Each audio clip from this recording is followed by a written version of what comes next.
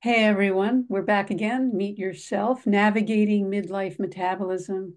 Dr. Laurell and myself are been ongoing for a few weeks now, taking the information that we're getting or the questions that we're getting from the courses that we teach and bringing them to you so that you could navigate yourself and your midlife metabolism.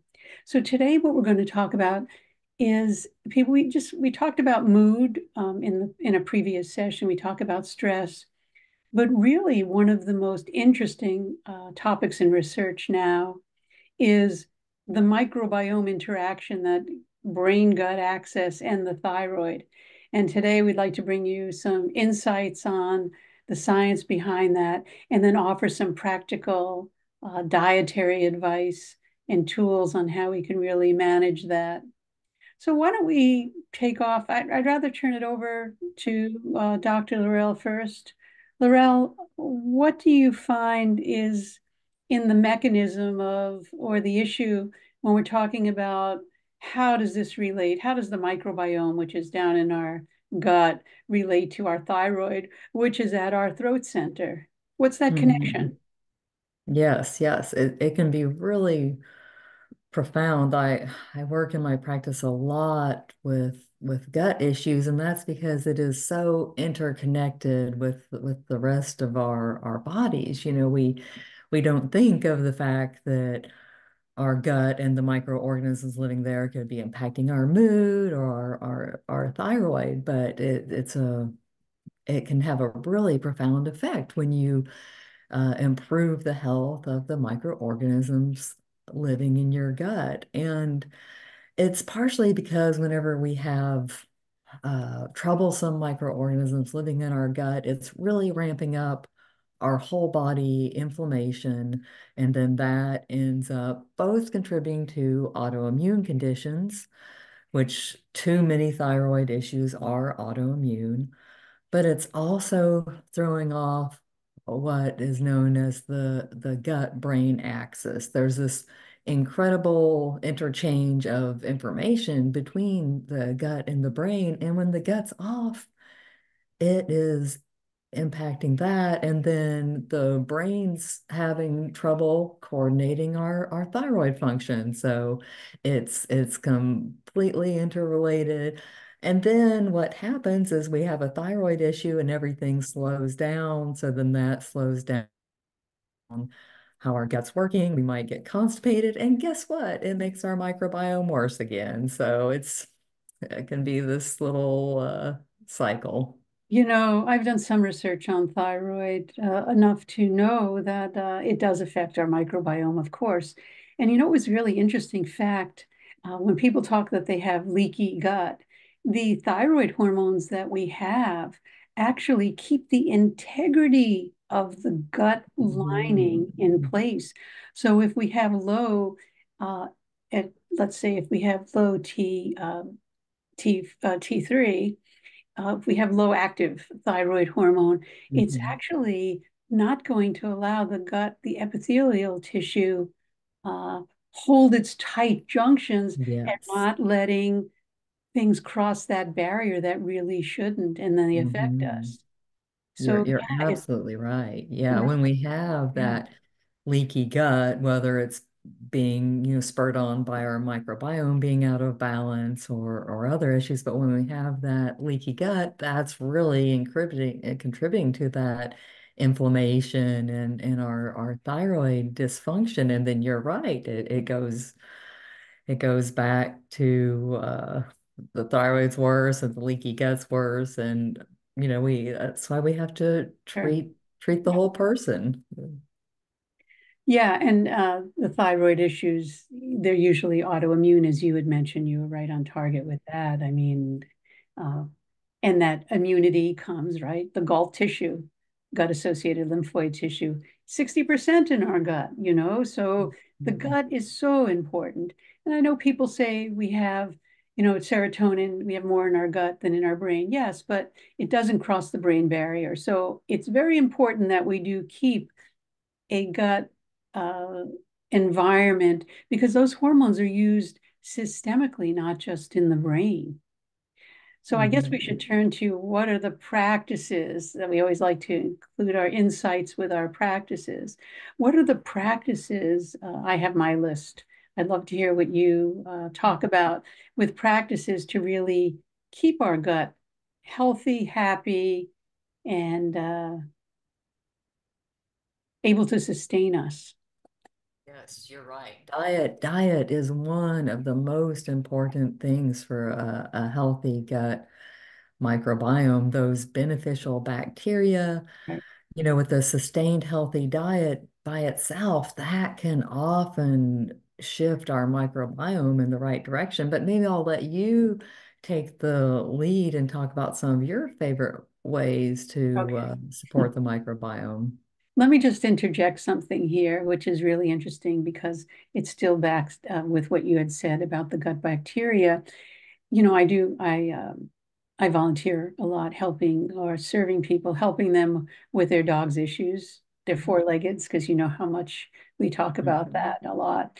And, in Europe, they do what we call fecal implant. So they could actually take the bacteria, fecal matter, and implant it. They do it here in dogs, but they don't do it in humans. But I believe in Europe, but now they might be doing it with humans, where it will actually populate the colon, and it will actually help generate the proper bacteria and balance out people that have certain disorders. And it's very interesting. Just before I turn to practical, do you have any insight on that? I found the research amazing, and it would be wonderful if they could bring it here. I know they Mhm. do it with dogs because people have come to me with some dog issues, and the vets have provided that service for them. And I do a lot Mhm. of homeopathy with dogs and other things. But I just thought that was interesting to throw that in here because of Mhm. that whole concept of how we populate our gut, or and our feces have that bacteria that we need or don't need. It's so they do the sampling, and that's how they do it. And I just thought I'd bring Mhm. that up because it is a little bit unique. It's beginning to be available in this country, especially with some extreme issues like Clostridium difficile, but then there's some barriers. I have had some patients who have actually had it done and Oh, seen wow.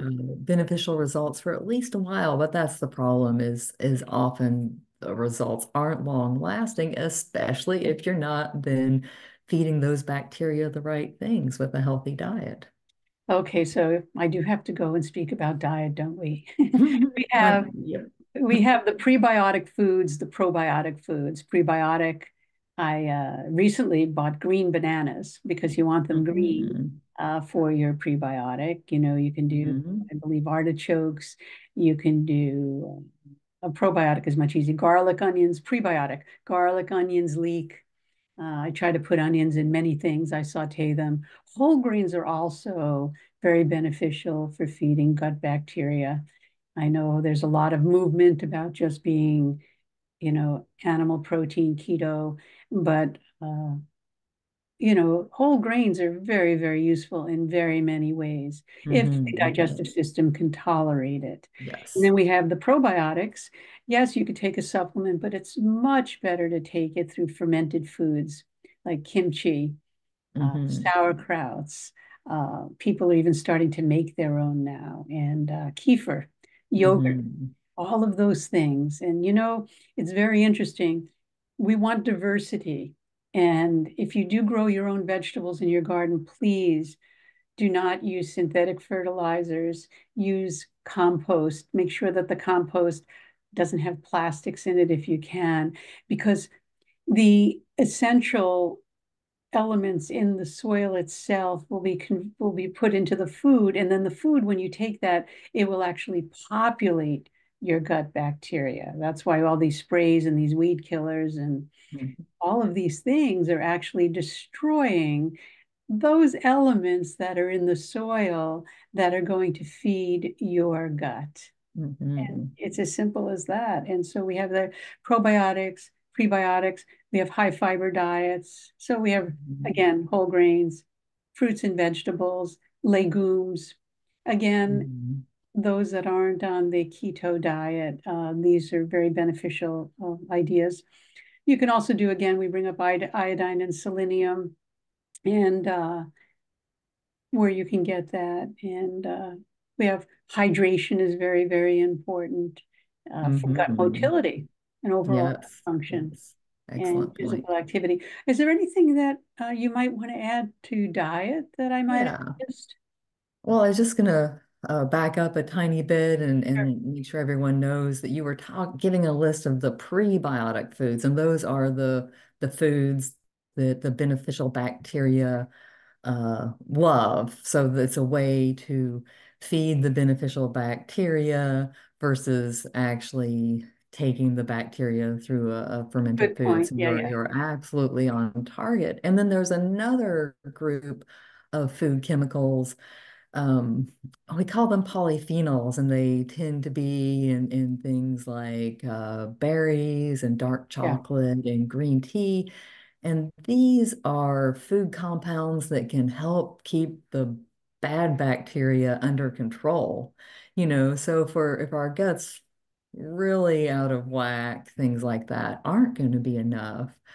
But if we're just needing to do a more minor adjustment, having those foods in the diet on a regular basis can be a really good way of keeping the gut balance. And I also did want to mention that sometimes people will try suggestions like these and they actually will feel worse for a while. And I'm talking about adding in the probiotic foods like sauerkraut or something like that, or even the prebiotic foods. Sometimes people will notice a big increase in gas, bloating, or discomfort, and that's a sign that the issue is a little more serious and you need to uh, find a professional who really knows how to navigate microbiome issues. But if you add those foods and you're feeling better, then you know you're on the right track. Yeah, before we end, I'd like to add one thing. Thank you for that. And you see patients, so we'll put Dr. Laurell's link in the underneath the video for you.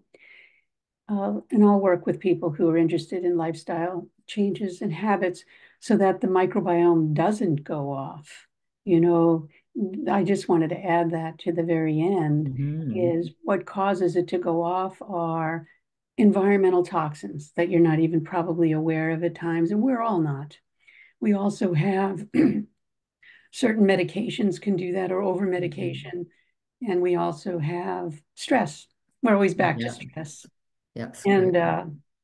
that's very, very important to really keep in mind because this is a living entity within us.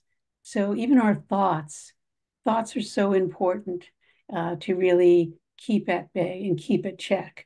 And that's what we teach when I teach meditation and practices on how to really adjust your thoughts so that they don't create havoc in your body because every thought has an imprint in the body. We can see that. I tell people to use their body as feedback. If your gut's off, there's something off within the whole system and within even in our Mhm. thought processes. And I've learned that through myself. I'm just like everyone else. I have that same kind of imbalance that occurs at times. And depend on, as you had said, how far off we are is really how long it takes to bring us back to that homeostatic place of balance. Is there anything you'd like to add before we end today?